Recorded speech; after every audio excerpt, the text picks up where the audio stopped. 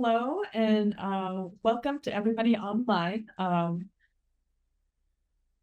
name is Ymelda Rivera Laxton, and I'm the Curator of Contemporary Art and Community Projects here at New Bedford Whaley Museum. This is our kind of first program here at the museum as part of our Melville in our Seaport, which is a celebration of Herman Melville's enduring connection to New Bedford and the lasting influence of Moby-Dick. The museum is located in New Bedford, Massachusetts. It ignites learning through exploration with art, history, science, and culture, rooted in the stories of people, the region, and the international seaport.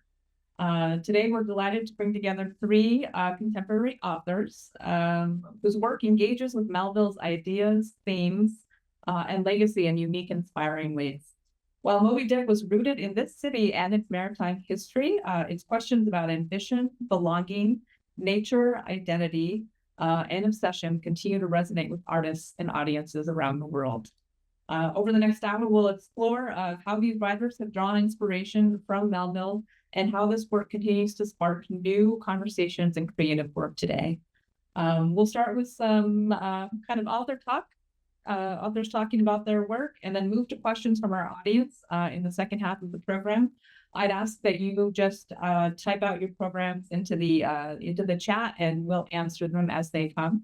Also, any questions that the authors may have for each other. There's some really exciting discussions. I'm just getting started about materials and kind of influence and what sparked people's work. I'm going to introduce our panelists briefly, and then I'm going to go ahead and let them tell you more about themselves, and then I'll have one question which I will pose to everybody as part of their introduction to themselves.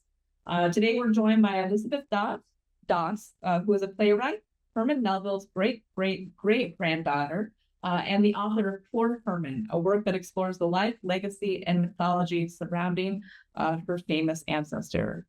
We have Xiaolu Guo, who is an acclaimed novelist and filmmaker whose novel Call Me Ishmaelle offers a bold contemporary reimagining of Moby-Dick, recasting the classic tale through a fresh and provocative lens. And finally, right here in the room with me is Adamo, who is the author of Kill Ahab, Confessions of a White Whale, a work that revisits and reinterprets Melville's themes through a distinctly modern perspective. Thank you again to all three of you for joining us.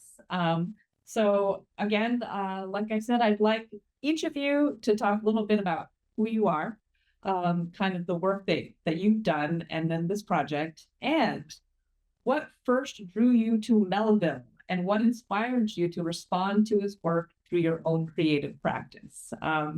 And I'm gonna go and start with you, Elizabeth, or if you go by Liz most often, and then we'll kind of go around the room. Okay. Hi, thank you, everybody. It's a delight to be with you this afternoon. So yeah, I think I grew up in Central Texas. That's where I'm from. That's where I am right now. And I think maybe you could imagine that Melville is not as and certainly when I was a child and in this area, Melville was not like a character that sort of has the ubiquity that he has on the East Coast, right? Where everywhere you go, there's a sea shack that's named after Captain Ahab or Moby-Dick's aquarium, or the sort of lore of Moby-Dick lives a little large, in the East Coast, but it doesn't really live here. But my mom always had these interesting stories. Her grandmother, my great-grandmother, is Frances Osborne, who's Melville's granddaughter. So when you think about it, three greats sounds like a lot, but really Melville's granddaughter is my great-grandmother. And so my mom had these first accounts of Frances, his granddaughter, and she would, and then so things I knew were that Frances, my great-grandmother, had given my mom a ring that she told her was the ring that Herman Melville had given to his wife, Lizzie. And so this is still like a thing that we have in our family. And so those characters kind of immediately emerged for me. Who is this man, this ring, this marriage? Why is he important? And then also, when I was a child, I grew up in the country. We had a television and then it broke, and then we didn't have a television for many, many years. But I lived in a house. Basically, I lived on 30 acres next to a 7,000-acre ranch, and we had a lot of books.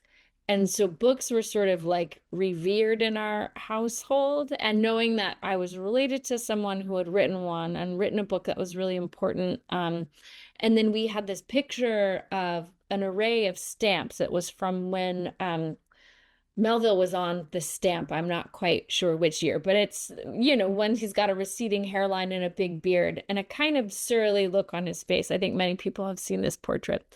And I remember as a child just looking at that face over and over and this framed collection of stamps we had and being like, who is that guy? Like, what is going on with him? And he wasn't, this is when I was a little kid. He wasn't like traditionally alluring in any kind of way, but there was a look. There was something inside him that always like provoked a curiosity. So I would say that those were the two things, knowing that I had someone in my family, this began in my childhood, sort of sparked that imagination, that had written something important, kind of mythic and far away, and that I had seen his face over and over again. Phil, you want to take some? Sure. I also grew up in Texas, which Liz and I have just discovered. And I guess I came to Moby-Dick at first as a high school student. And in my generation, Moby-Dick was read in high school. Now, that is to say, Moby-Dick is assigned in high school. And like most high school students, I barely read it. I skipped to what I thought were the interesting, adventurous parts, and skipped over all of the, what at the time I thought were the tedious parts, the encyclopedic parts that stumped everyone. So that was my high school experience. The only book by Melville I ever read, and then I became a college professor. Eventually, I had a bunch of other jobs, but eventually I started teaching history at the college level. And one year, some colleagues and I were teaching an interdisciplinary course all about consumerism and taking care of the nature of the ecology, and how consumerism especially is sort of destroying the planet.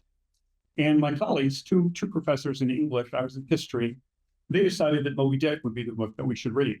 And they saw this book as a critique of consumerism, of just killing the whales and using them as a product. And I thought, okay, great idea. I've not really read it, barely read it, but then you're teaching it to students and you really have to sort of dig in and get to know the book. So I read it with a very different eye and probably, hopefully, as a more mature reader, and really enjoyed it thoroughly and saw all sorts of things that I didn't see as a 16-year-old. And then I've been retired now from teaching for about 5 years. And when I first retired, I taught medieval history, and I decided to turn to writing novels. I wrote this novel, which is called The Medievalist, which is about medieval history professors who are fighting neo-Nazis, which is a real thing. It sounds very goofy, but there really are neo-Nazis who co-opt medieval symbols for their evil doings. And there really are medieval history professors and art historians and so on who are fighting these neo-Nazis. So I wrote this book. I had to do all sorts of research about white supremacy. And as I'm Googling white supremacy, one article comes up and it says, Moby-Dick is all about white supremacy. The whiteness of the whale. Moby-Dick is white, and it's all about white supremacy.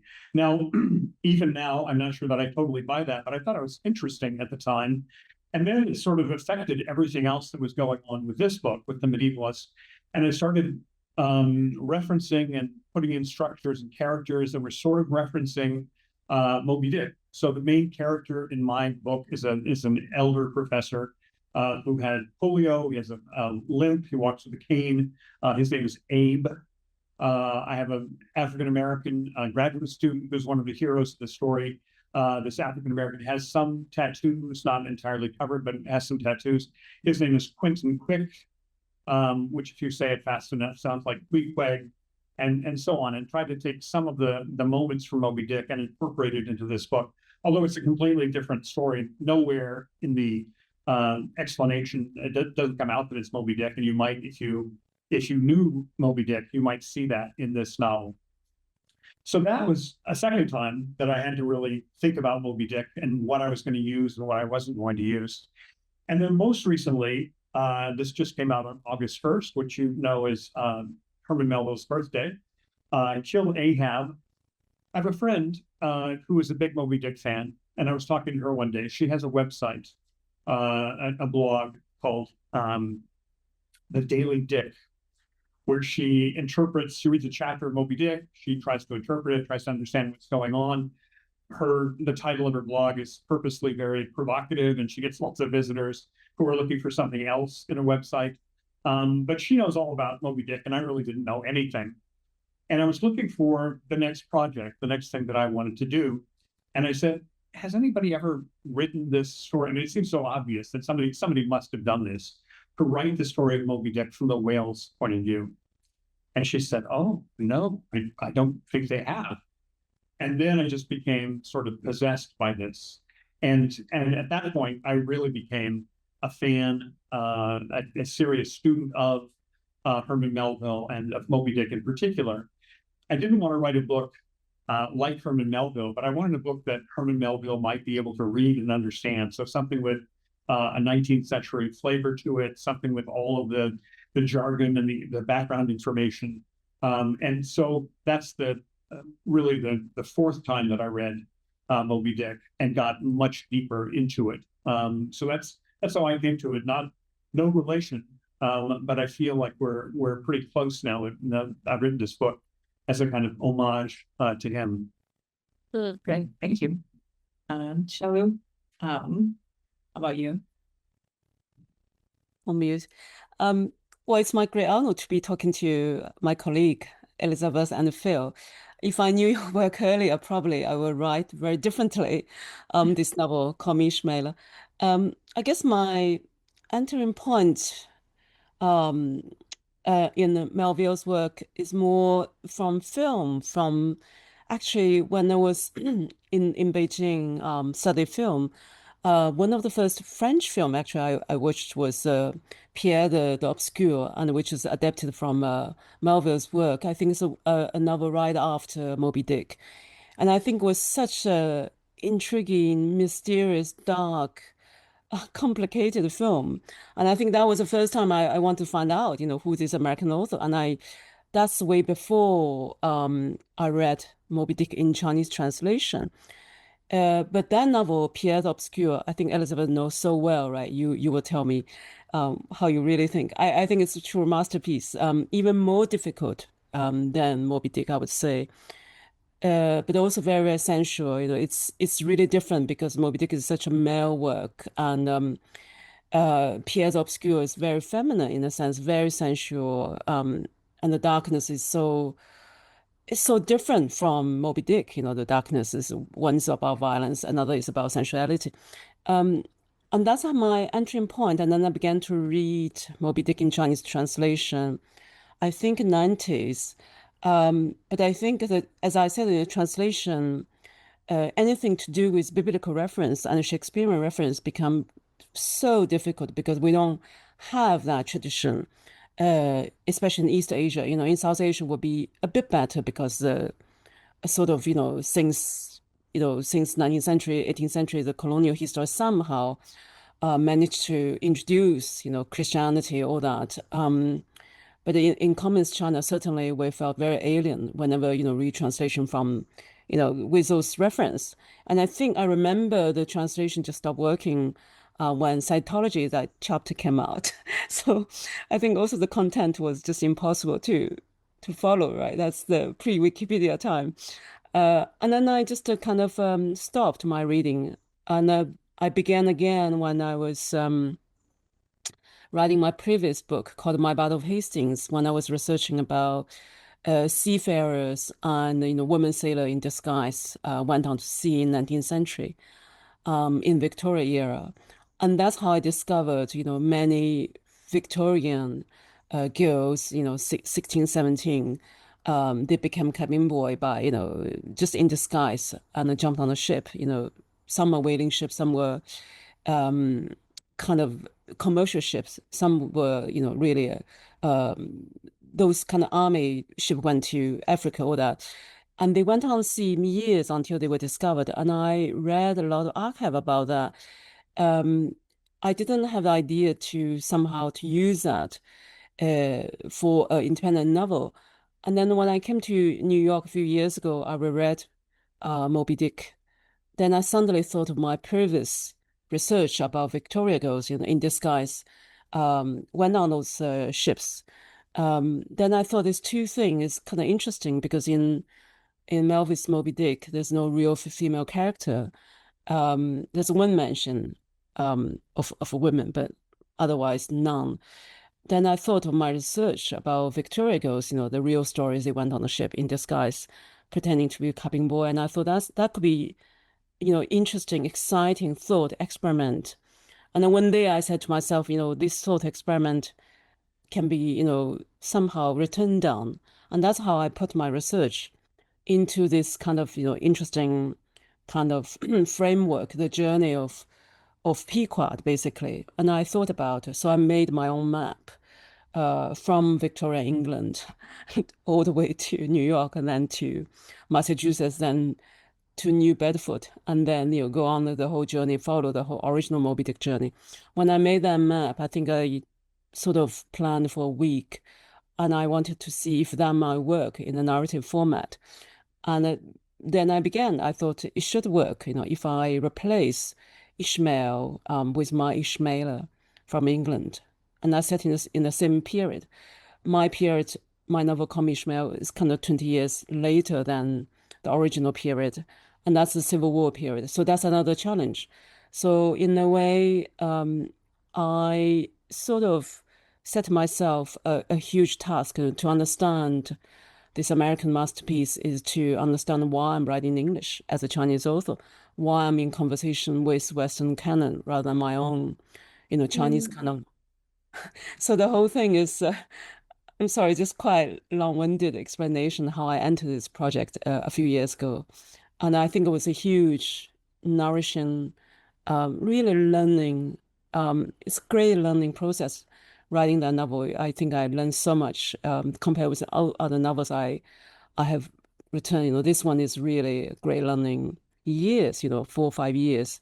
I managed to learn something. I mean, still, I don't know, half of it, I have to say.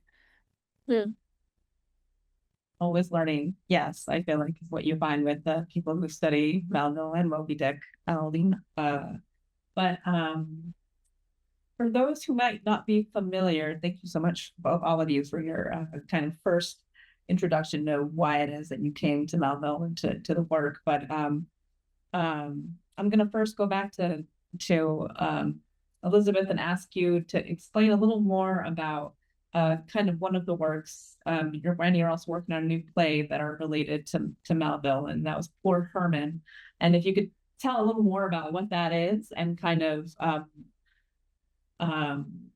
some of the work that went into making that, building that in that play. Oh, that would yeah, that's a great fun question. So again, I always knew about Moby-Dick, and I had, this was sort of, my dad had read it, everybody had read it, right? And that, the way that you became a great reader was like, could you read? It was almost like a test, right? Could you read Moby-Dick? But I was working at this little theater in Austin, and a singer-songwriter, this was like back when the internet was barely a thing in the early 90s. And a singer-songwriter, this guy, Bobby Bridger, came to Austin, and he played the theater where I worked. And two things happened when he came. He told me, because I would tell people almost like a party trick that I was related to Melville. It was always interesting. It was fun to people who were literary. And Bobby said, "Oh, Moby-Dick." And I think I was actually, at the time, I was acting. A friend of mine had made a theatrical adaptation of Moby-Dick, very straight, mostly straight from the book. And I had played Ishmael. So I had read it, but I also had memorized huge sections of the text. And one of the things that I was always struck by, we think of Moby-Dick is this great kind of epic story, and it is, but it also, most of it is very quiet and very introspective, and it has such a vast interiority that is about observation and one's capacity for seeing and sort of taking in and making meaning from that which you see. So I was struck by that. But I also didn't, it was not a thing that felt like I like Xiaolu, am I saying your name right? Like you said, I didn't feel women in it. I played Ishmael as a very, not as neither really male or female, but really as an outsider on the boat was kind of, and again, I was like 18 at the time. But anyway, I was working at this little theater and Bobby Bridger came, the singer-songwriter, and he said to me, well, first of all, he showed me a picture of Melville's grave in the Bronx, which I eventually went to go visit. He's buried in the Woodlawn Cemetery, and Duke Ellington is there, lots of other folks. It's a really special cemetery. If you take, I think, you take the 3, the subway in New York, it dead ends into, am I remembering that correctly, Mara Menos? He showed me a picture of Melville's grave and was like, you've got to go one day. And I was like, yes, I must. And then also, he told me, Melville's, my favorite work by Melville is Pierre or the Ambiguities. And Xiaolu, I love the way you're translating it, Pierre the Obscure, which is like, I'm going to write that down. It makes me so happy. And so for a long time, I always thought, I was an actor and I was kind of turning a playwright in my early 20s, late 20s. And I always thought, it would be so cool if I did, because I knew that story involved women and it was different. It felt more Shakespearean. It felt more like, the Bronte sisters or like romance 19th century romanticism as I understood it, kind of in my young self. And so I was like, one day I'm going to do this. I'll make an adaptation. It'll be like a theater adaptation of this book. And then so once I sort of built a greater capacity to actually read it, and I was becoming more of like a reader on my own terms. There was a certain kind of 20th century American literature that I always read very easily, but like 19th century, I think it's a different conversation, but your trajectory as a reader, what you read when, and how that sort of changes the landscape within you is interesting. But I think, so I got the idea that I was like, okay, it was time for me. I'd written a couple of plays. It was time for me to try to adapt Pierre the Ambiguities. And I was trying to read the book. And I was like, this is not to be taken literally. This is not to be taken as something that we should be. It is more than what meets the eye. Right. And as you're reading it, it reads almost like proto-camp. Like the best way I could describe it is it's like these characters are kind of smirking underneath the subtext. Like it is so radical and so strange. And it doesn't sit inside the canon. It doesn't it is not trying to entertain me. It's trying to do something else. And so I got really interested in. Sorry, my pressure cooker is going off. I got really interested in what could have possibly compelled him to write this book, right? Like what would have been the origin? What was he thinking about? And then I got really interested too in the legacy of what did that book ultimately mean for him in terms of his career. So, and then the play, as these questions were coming up as I was reading the play deeply, sort of reading the novel deeply, trying to understand how it worked, why it worked, what was it trying to do. And then I was also thinking about why would he be trying to write this? And I was doing research into that. And then what the legacy was, those sort of became the 3 structural pillars of Poor Herman. Those of you who know theater, I think there's something really elegant about the 3-act structure. If you think like Thornton Wilder and Our Town, That's like, I think, an incredible example of something that's really, really simple and small, but then works in this epic scale, kind of works in epic time. And so I was curious, okay, how can I use the elegance of 3 acts to get to these 3 questions. So the play, as I worked on it, and I worked on it like I felt myself sort of taken over in a way by my ancestry, because so I was doing this research, right? And I think if you're a scholar and you're coming at, like, if you read, I don't know who all has tried to tackle the Herschel Parker biographies, or the Herschel Parker biographies with the Del Blanco, like, the volume of scholarship is overwhelming. And then when you're reading it and you're like, these are my people, like, that's my aunt, like, I felt myself becoming mad, almost like I imagine Herman becoming a man. And then I was like writing everywhere. Like, and then I felt myself becoming, if you've read Pierre the Ambiguities, here I am, I'm Pierre. Like, this project is consuming me. So Act 1 of the play, as it eventually takes shape, is that it is looking at Herman at Arrowhead in Pittsfield, and what is compelling him to write this book. And it's a little bit his rivalry with Nathaniel Hawthorne. It's also that the women he's living with at the house at the time are all reading the Bell Brothers, Wuthering Heights, right? And if I've recently reread Wuthering Heights, and I think I can imagine a 19th century Herman being like, what is it? I could write this in my sleep, because there is a kind of, it's beautiful, and it's kind of naive and so melodramatic. So I was like, oh, I could see that. And then there's also this like, oh, if Hawthorne can write something like The Scarlet Letter, or Mosses and the Old Man, or I can't remember that. He's working on another book too, that these things can make money. I can write a romance. Basically, there's some bravado in it. He's thinking he can do this just as well as anybody else. And then this will be the way that he sort of uplifts the family from their financial ruin. And really the way that Pierre does completely the opposite for him personally. It's like the nails in his coffin in terms of his professional career. So the first act of the play asks why.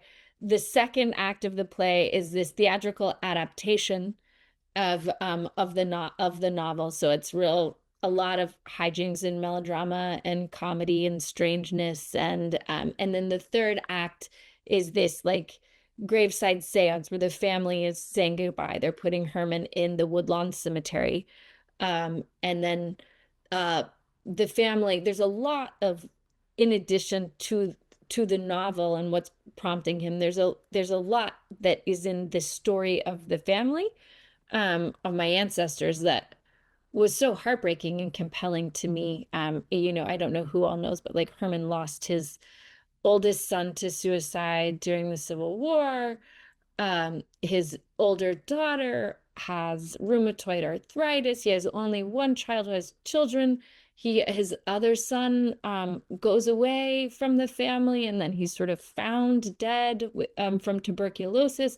The family is kind of haunted by tragedy. So that also made it into the play for me too. And I think, as we're thinking about ancestry and legacy, to me, the great legacy of Melville is not, if you were related to a different writer, the story might be his American greatness, but Melville, died a customs inspector and had no money and continued to write no matter what. And so, as a person who's like not aiming for fame or fortune, that maybe it's maniacal, but that absolute devotion to your craft and to your practice, despite being a failure or unsuccessful, is kind of the great legacy of Herman to me. So that's what the play deals with. Well, that's so much information, but that's what the play. No, that's great. I want to get some or other, if Phil or Xiaolu has any response to mine or any questions to follow up with I Jeremy. mean, I really Thank you. agree. I think Elizabeth said things about Melville's whole almost tragic, ambitious writing career and his personal life. And I did a lot of research before I work on my novel, even though I try so much to get away from any any possible kind of influence Lexi, he has created. But it made me wonder, for example, when his first novel published, Taipei, was such a great, light-hearted, fun, joyful novel, about his experience when he jumped off the ship when he was 21 or something like that, 21, 22, in Marquesas Island, with his shipmate Owen. And I thought that was such a light, joyful novel, and if he had continued that kind of journey, the way he writes so directly, without shifting point of view, without complicated structural reference to the masterpieces, like he has done, with Moby-Dick or Pierre the Ambiguity, then probably his career would be very different. But then I also stopped myself thinking, the alternative, Melville's life, another alternative. So I thought I may as well working on how to change Ahab. I think like Phil's work, it's admirable. I think the way you challenged Moby-Dick in such an interesting way, and I think that was a huge problem for me, how to, based on Moby-Dick, but relaunch the whole story, but by changing the most important elements, Ishmael become a female Ishmael, a real character from England based on my archives. And then I think another biggest challenge is really Ahab, the tragic embodiment of, good versus evil, and that I certainly know, I cannot, I just would never be able to do something, half good, or anything, let alone, compare. So that really bothers me a lot. And of course, like Phil said, how do we, work with the idea of the white whale, Moby Dick, itself in the novel, So I think that these three things were really my just kind of huge kind of worry, how could I recreate something, but have a good, interesting conversation with our original work rather than try to do anything, silly or compete, So once I found my form, by changing, into real female character based on Victoria Gill's experience, and once I found out, Captain Ahab could be heathen, could be non-Christian, could be under the influence of Taoism or Eastern Asian philosophy, or he could be black, from pre-Civil War, during the Civil War time, then suddenly narrative radically changed. And then certain things, how should I deal with Moby Dick, and I decided not changing anything about the whale, let the whale be, or, the whale in my novel, almost sing opera in the last chapter, but I didn't do much because I think that's something, symbolic. I leave it symbolic. But I'm very interested in how, Phil, you recreated that, quite amazing, dramatic, kind of equally epic, I mean, what was in your mind before you enter such a project? How did you manage to recreate such a story, for example? I think the first thing in my mind was tremendous fear, because Herman Melville is revered as the great novelist of the great American novel, and to try to take that on requires some chutzpah, some sort of foolish bravery to even attempt that. And then I thought, well, okay, get past that. If you're going to do this project, you need to just move beyond that. And I had to also admit or realize that I don't know anything about whales. I mean, I know what Melville tells me about whales because I've now read the book more carefully, but I'm not a whale expert, but by any stretch. And I wanted to really write the book from the whale's perspective. So I did a lot of research outside of the Melvillian canon. I read Grendel, John Gardner's book about the monster in Beowulf.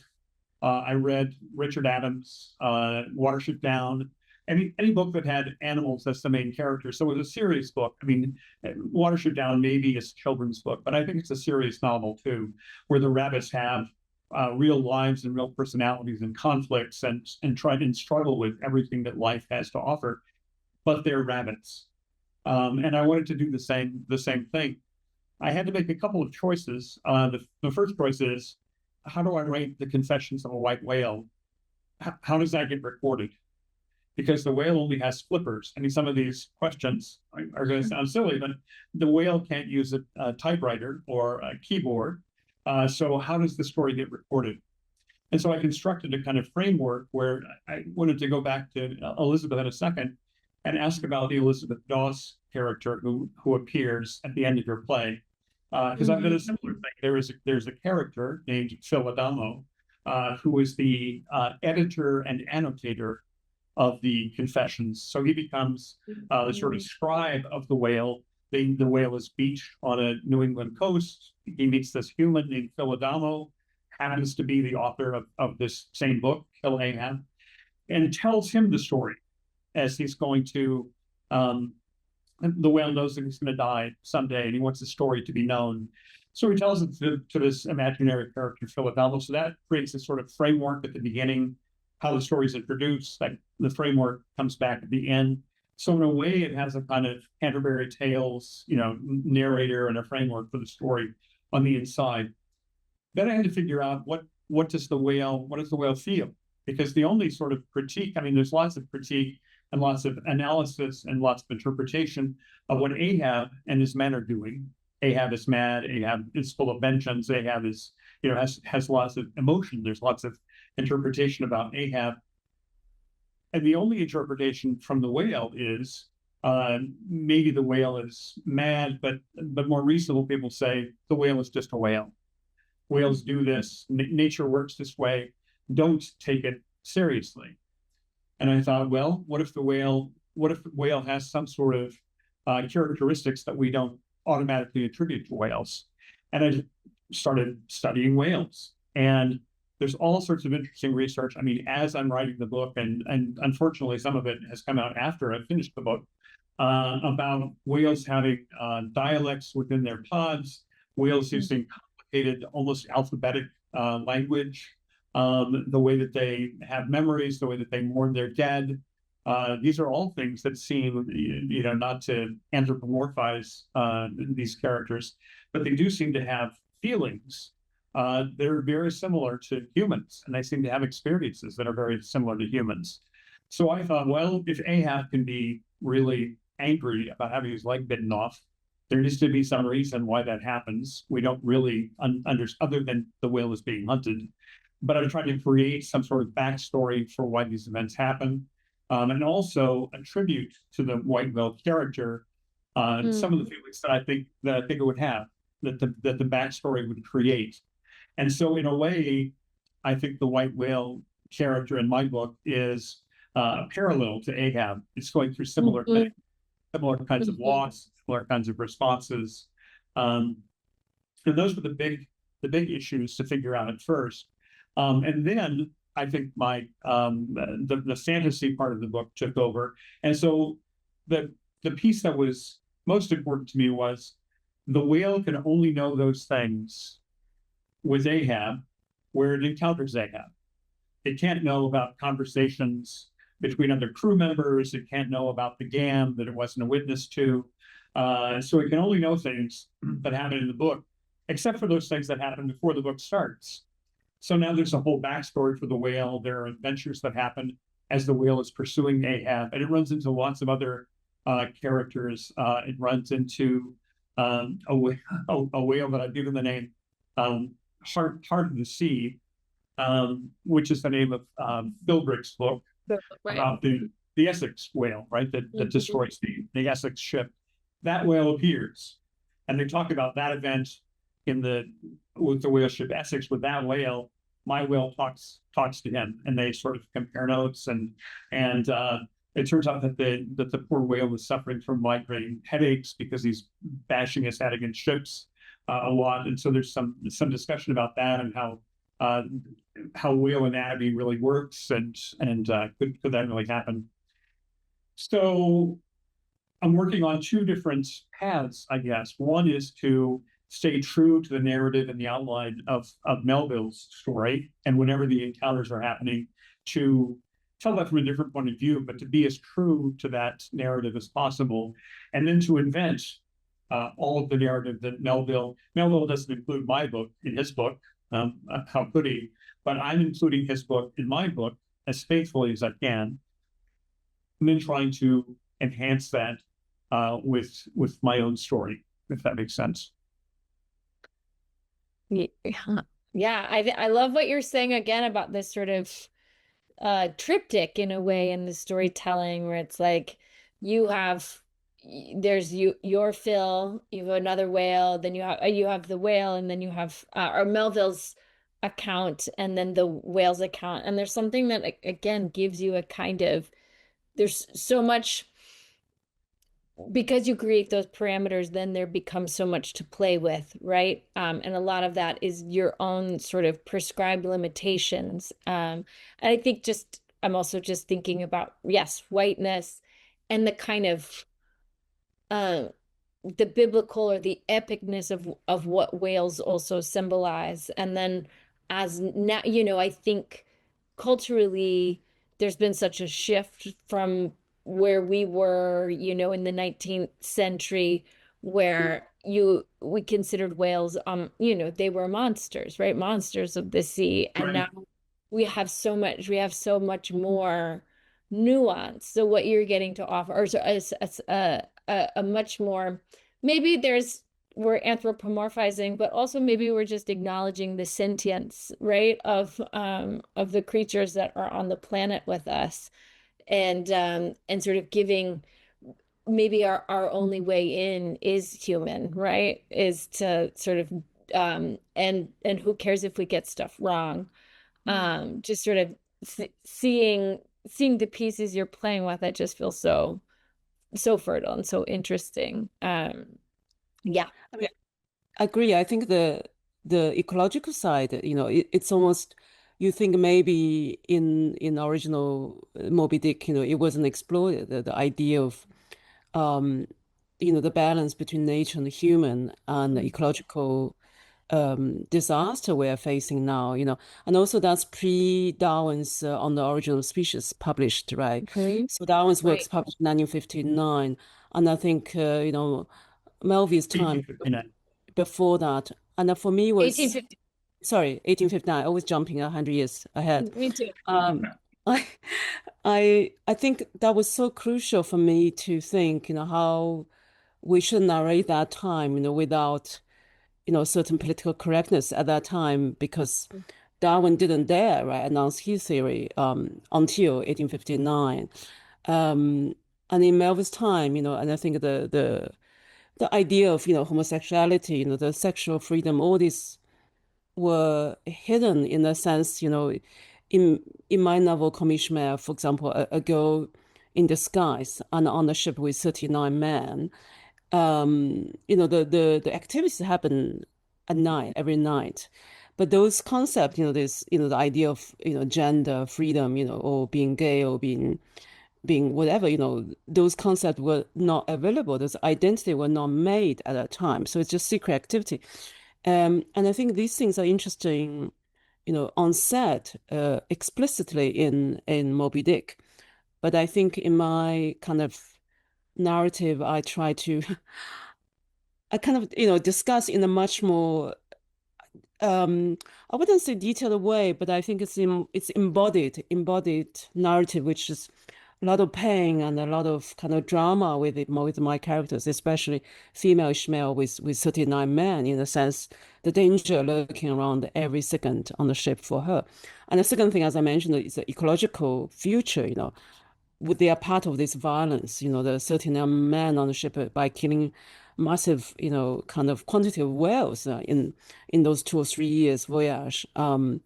it's almost like a documentary novel, the original Moby-Dick novel. Regardless, it's so kind of poetic, so kind of lyrical, but it's also a documentary novel, the way he described how to kill, how to cutting the whole tryout work. It's almost scientific, all detailed, graphic. And I wondered, how should I kind of replay or use some of the original material, but somehow also go away completely. So I sort of use my female Ishmael as kind of not censor, but a feminine kind of a different sensibility, looking at this great violence happening every day on that ship, between that ship and the sea, the great killing of the whales. And that, cannot be done in the modern ecological, very scientific, sophisticated kind of vocabulary. It has to be done in her understanding, a 17, 18 years old Victoria girl's understanding of nature and violence and the survival. But these things were laid out very, a lot in Melville's work, I think, and which, really kind of sparked a lot of question, So in my version, I actually, the book really accompanied me, through writing this novel is Charles Darwin's the Diary of the Voyage of the Beagle, really. And I think that was the time Darwin, discovered the world, the whole, his diary recording, all the islands he went, the continent he went on the ship Beagle, right? So the Voyage of Beagle was kind of almost like a companion piece, companion book, along with Moby-Dick, provide me this kind of two reference. One is this lyrical, poetic, but mad version of 19th century whaling industry and the most international novel at that time. But I think Darwin's work is kind of grounding place for me to really land that time, in a more scientific, more I wouldn't say data-like, but in Darwin's case, he provided the solid details of these places, the Melville might, have gone, or Pequod might have traveled through, on the sea. Yeah, so it was really interesting, when I just reading, Melville's work and then Darwin's work, side by side every day, try to figure out my own narrative, from these two great writers. Yeah.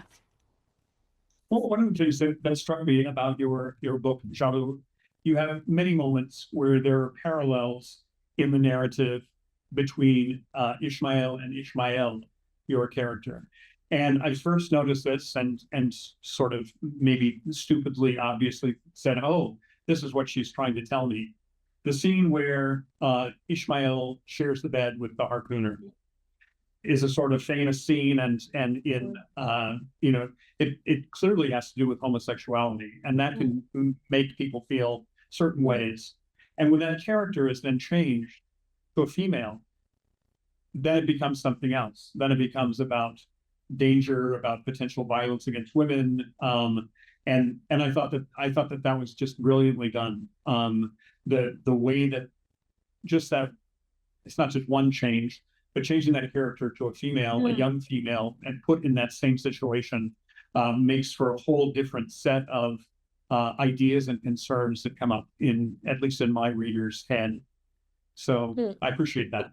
Well, thank you, Phil. I think you point out, help me to point out I think once Ishmael is a female Ishmael, then every second, the novel writes itself in a way. Of course, I wrote the novel, but every second she's facing this massive sexual violence, right? Every second was dangerous. So in a way, the plot writes itself. And all I had to do is to deal with her danger, her risk, every second on the ship, So when she should have, shower, she could never have a shower. She could never remove her clothes.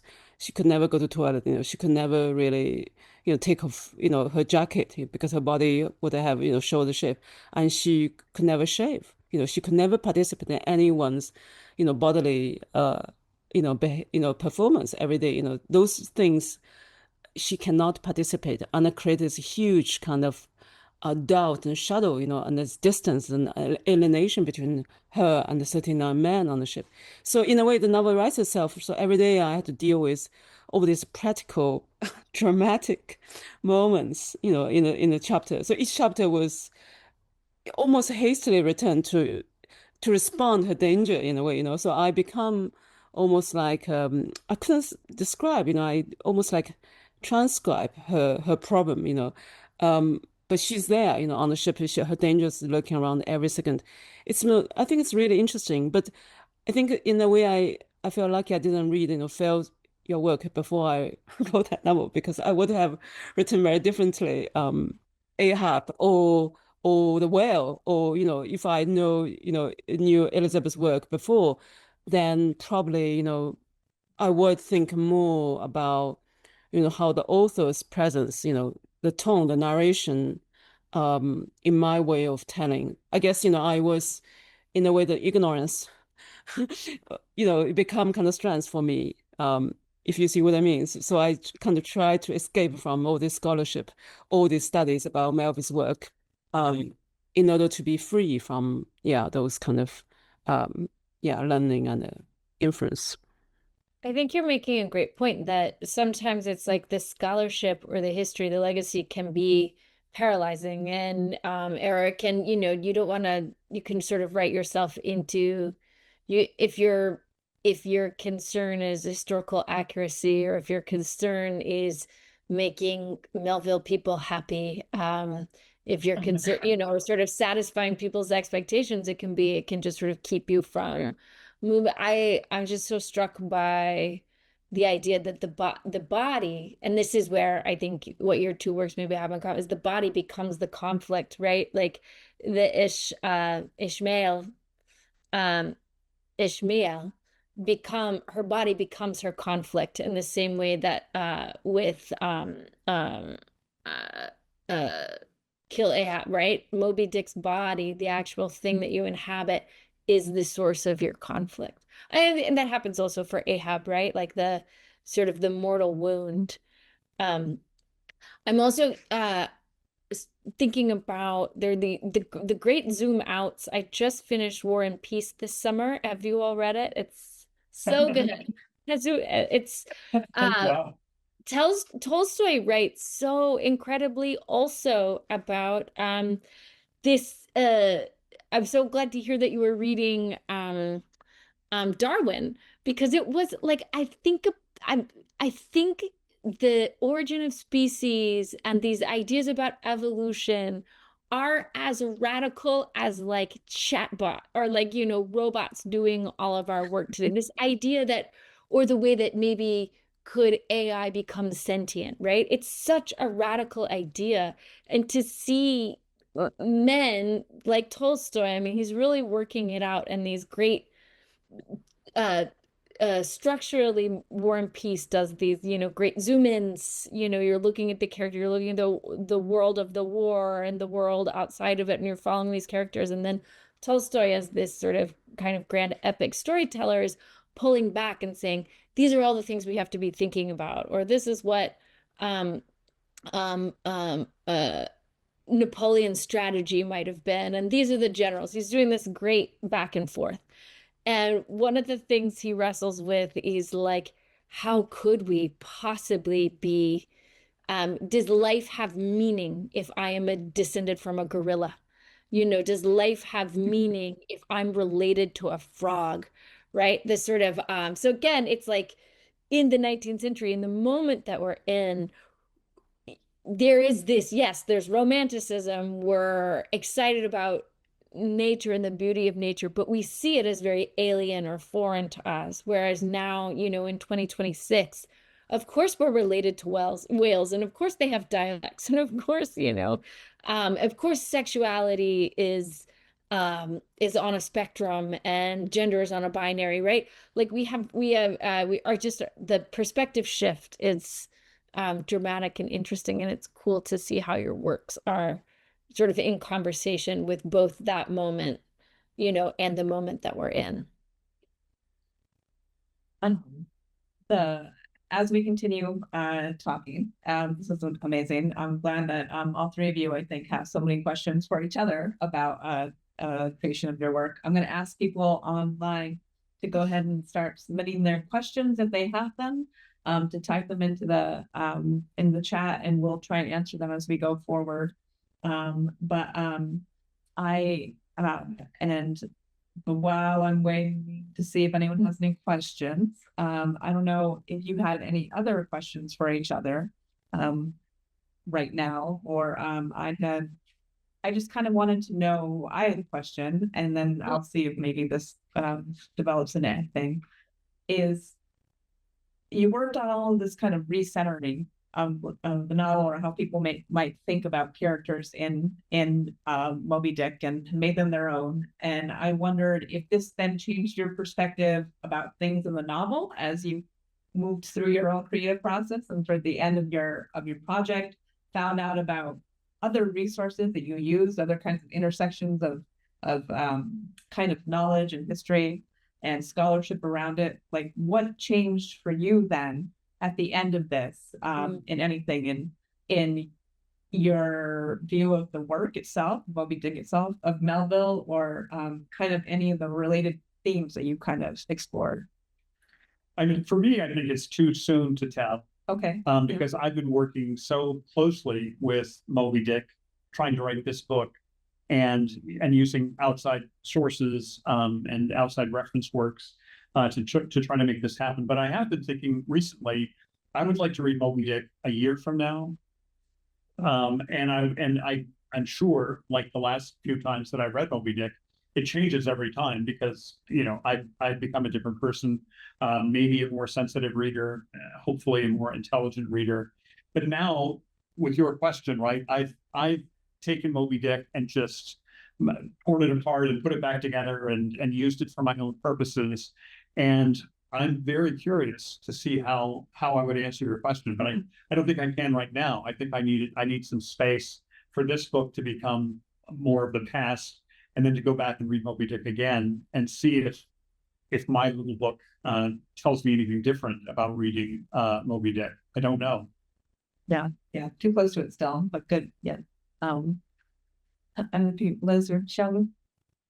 Yeah, I think for me, it's I wondered where was, the poetry, the strength of language, the poetic strength come from, from reading all, as far as 5 books I read from Melville. And I thought about, he said, mentioned a great influence from the first generation romanticism, the romantic poets like Blake, and then second generation Wordsworth, Coleridge. And I think that was incredible discovery. I thought, if I was going to understand Melville, then I had to read Blake, I had to read Coleridge, which is difficult to read Coleridge, but joyful the same, and then Wordsworth is not easier, but much more coherent to read. So I wanted to understand the language where he picked up, or he got a great influence, and also Percy Shelley, for example. But as I wrote in, first 30 years, I wrote in my Chinese language, and I began to write second language the last 20 years. So as a writer coming from China, using my second language to write in English, I had to rediscover, Melville's, his influence, his linguistic influence, his poetry. So then I had to go back to read really Coleridge, quite a lot of Coleridge and Wordsworth, and Shelley is really difficult in order to grasp his spirit, in his verses. And that was amazing, I think, discovery, and also painful learning process. I have to say, there was bonus from writing this novel, because there was great kind of fruit, grow from that research. I just saw an audience have a question for me about there, but I don't think, Peter, only part of your question, only your salutation came through, so you can keep typing, or maybe raise your hand, but continue until we hear more. Oh, here it is. The question from Peter Boyle is, to Xiaolu, and it's your exploration of Ishmael's vulnerability to male violence was very powerful. Have things really changed much today, in your opinion? Not much, sadly. I think this violence is so, it's so embedded in our history, human history. Um, you know, in that book, it's about whaling industry, but it's in every single industry till today, right? And it will continue for a very long time. It's not a single event. I mean, in my novel, I try to figure out, a one woman is one woman against all, which is violence, nature, male world, or is one woman try to make a conversation with violence because she's part of violence too. She also have to engage with the violence every day about killing, right? So it's conversation with violence, male world, and the nature there in front of her. Is to co-live together, or one die, one has to survive, the other has to die. So this conversation has to be completely translated into narrative format, which is, I mean, your question is amazing, in a way you kind of want to know, the whole strange process, how to translate the male violence and a feminine point of view about the world and our relationship to nature. I do, work a lot about, the plots, how to answer this question and this just large historical, existential, this phenomenon in a way. I mean, only someone read the novel, will see, what I try to do. For example, bring Taoism, bring I Ching, bring the yin and yang, the whole reading, inserted that philosophy into the Western philosophy and thinking to make a conversation to say, is there any other way to deal with nature and the human relation to nature? So these are kind of difficult tasks, with novel format. I could have written non-fiction or philosophical book, or like Elizabeth made a theater, probably is better. But I used the novel and the retelling. I don't know if I answered your question, but thanks for mentioning that. You think right now we have any other questions that I don't know if that you wanted to talk a little bit about how you may have changed that, or many of your projects and even new projects related to Melville in yeah, I mean, I think again, it's like there are so I've now sort of made a very, very different piece. Do you need to read The Confidence Man? That's sort of slightly autobiographical. And it's the whole piece is kind of a provocation. It's a 1%. So like Poor Herman has 5 women that do everything for the play. So they play all the characters in Act 1, they play all the characters in Act 2, they play all the characters in Act 3. And for me, sort of speaking about this question of violence and who gets to tell stories, depending on which accounts you read, and certainly what I know from, family history is that Herman himself had Ahab in him. You can't write that kind of character without having a little bit of that yourself, and also could be a monster. So I sort of, or at least was remembered that way. And he was really survived and endured by his wife and daughters. And that felt important to me as a descendant of his, and a descendant of his daughter, and a descendant of his wife, to look at how they might have experienced his mania, and I mean mania in the sense that like I, I I think he had a lot of he struggled, with a lot of things, physical pain, as one example, and a lot of anger and frustration for, I think the way he said it to Hawthorne was like, I've written the Gospels of my time and I will die in the gutter.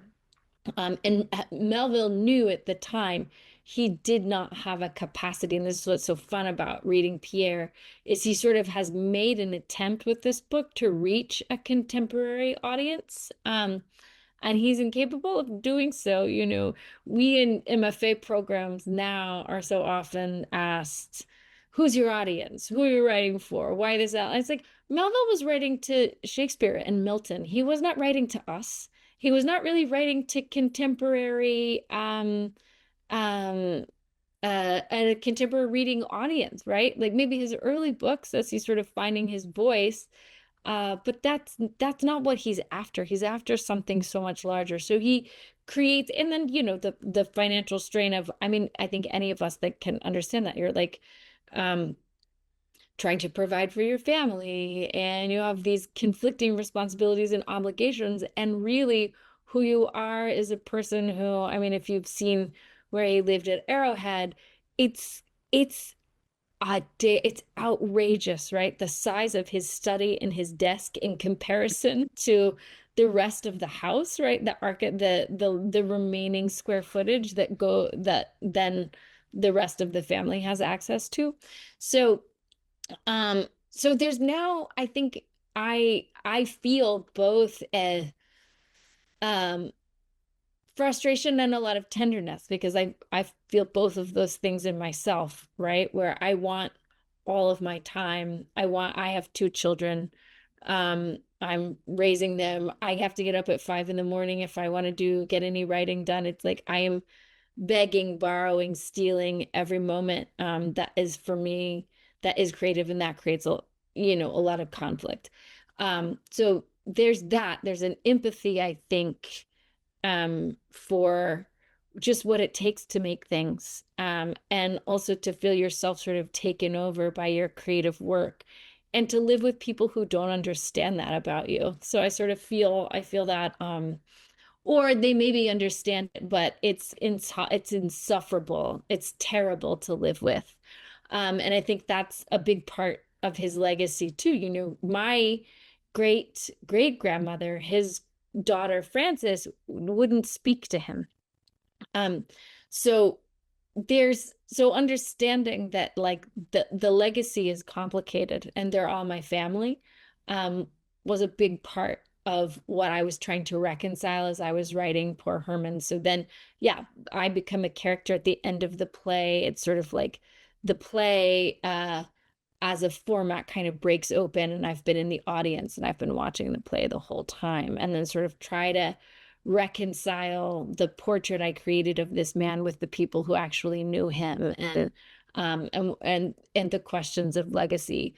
The other thing that it did wake up for me is this real desire to then work with, I felt like, Melville's 2 greatest sort of critical failures are the novels that so many of his biggest fans, scholars, really love, Pierre, for various reasons, and also The Confidence Man.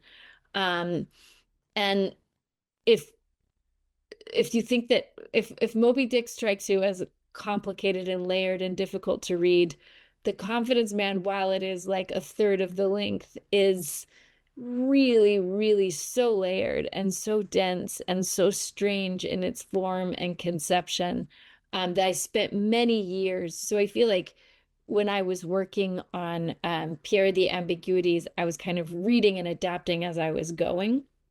And my process with The Confidence Man really changed. I read and listened and spent, I mean, thousands, it feels like, of hours with the book before I knew what form it could take theatrically. And it's been such a pleasure to work on, because I think there's been there've been a couple of film adaptations that are wild departures from what the book actually does. And I think the Santa Fe Opera tried to do, I'm trying to remember who specifically tried, and there's a very, very unsuccessful opera adaptation of The Confidence Man. And so I feel like the legacy, knowing that I'm so interested in Herman Melville, the great and epic failure, not the great American author. So I was like, these are my books. These are my projects, or these sort of impossible pieces. And so in trying to reconcile the impossibilities, instead of, I think often what you see happen when people adapt Moby-Dick is they try to take a very strange and wild and epic story that departs and goes in 1,000 different directions, and they sort of normalize it somehow, or they just focus on this one aspect, or they make it a kind of about theatrical spectacle. I'm excited to see Richard Foreman's adaptation of Moby-Dick, but I want whatever I make to be in homage to the strangeness of his form and the wildness of his mind, and to be in conversation with that, and to not try to streamline or normalize his very vast inside. So Well, that's I feel like that your sentiment we just expressed kind of segues into the question that was for everybody right now, kind of this what like about the appeal then of Melville to different people for different reasons. And the question was, does anyone have any ideas on why Melville, for all the difficulty of his books for contemporary English readers, has a reputation that continues to grow in the 21st century while it failed in the 19th century? That is a question for equal.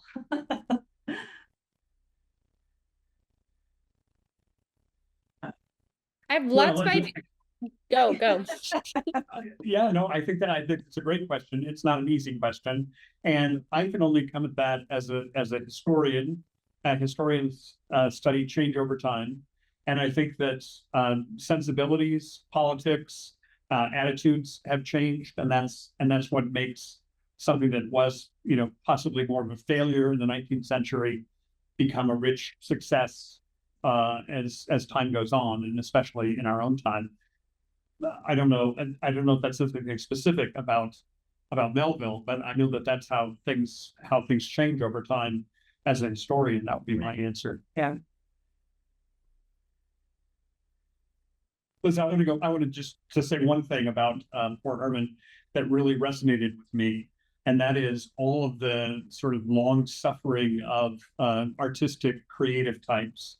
And as you're writing those scenes, I'm thinking, okay, the women in his life are looking at him like, "What are you doing? You're just sort of sitting around. You should be doing something, doing something productive." And I know that sitting around part of being a writer, and my mind is going, but it looks like I'm not doing anything. And I know that that struggle. And I thought, oh, it's not just Melville that she's writing about. She's experienced that as well. And it resonates for me as a person who wants to create things. Anyway, I thought that was a nice, a great touch that resonated for me as a creative person. So nicely done. Yeah, thank you. And I think also this question of, I can really tell you that the difference in now, in the 21st century versus the 20th century, I think the interest in Melville, you can just sort of see it everywhere, where it felt like, oh, there were certain kinds of readers. And I think it's for everything that we're describing. It's like the things Melville was, as he said, writing the gospel of his time. He was really trying to chronicle what was complicated and strange about Puritan America, and he felt himself very much in conflict with, norms, with religion, with organized religion, with our interpretations of what it meant to be from a certain or someone's specific place. Knowing their place, right? He had so much of that disrupted for him as a young man, as a sailor, as going to Polynesia, and then sort of always feeling like he was an outsider. And you see in his writing, again, I've spent so much time in the last couple of years with The Confidence Man. The way he writes is so intensely layered, and sometimes you can't really peel back the layers until you've lived a few more decades. And if looking specifically at the Confidence Man, you know, which is written in 1857, and he's seeing the crisis of the Civil War about to happen, right? Like that's what he's looking at. And he's sort of constructed this America where the frontier is the Mississippi River and this steamboat that's taking all of these different kinds of these diverse Americans down. And there's one man who's swindling all of these Americans, right? It's like the power of the symbolism and the depth of the layering, and it's in the meta structure of the writing, and it's also in every sentence. They warrant rereading and re-examining and re-understanding. I think we just have more capacity to see the kind of hologram or the depth, the dimensions that Melville is writing in that maybe weren't as available to, you know, people in the 19th century who are maybe wanting their storytelling to be more straightforward. Xiaolu, do you have anything? I think we're kind of at the end of our time, but I'm gonna let you, if you have any last comments right now. Well, I think this can go on forever because I think his legacy is so large, and I think we can hardly really understand the whole body Melville produced from first work Taipei to his last work. It's so diverse and strangely different. Some are small, some are large. But I agree, you know, his work will go on for a very, very long time to be studied and to be discussed. And I feel grateful to be part of this. Yeah, part of the canon. I feel like all three of your works, I feel like will be part of this kind of scholarship and how we think about Melville and Moby-Dick, and especially here at the Whaling Museum, and during times when people like to reread together the novel itself. So I think we've got some thank yous. Thank you again for all three of you for taking time to just kind of let us hear a little bit about your process and how you got here, and how you become a whale or a female member of a crew, or Herman in airman. So I want to thank you all again very much. It was a great conversation. It is recorded. It will be available on our website, and this is kind of a great kickoff to the weekend here in New Bedford, where we're celebrating the unveiling of the statue of Herman Melville and on the 70s. So thank you again, and thank you for everyone for tuning in. It's been wonderful. Thanks to my colleagues. It was great fun, Yeah. great honor. Nice to meet you. Thank you. Yeah. Thank you. Great. And bye. Thank Yeah. you. Bye.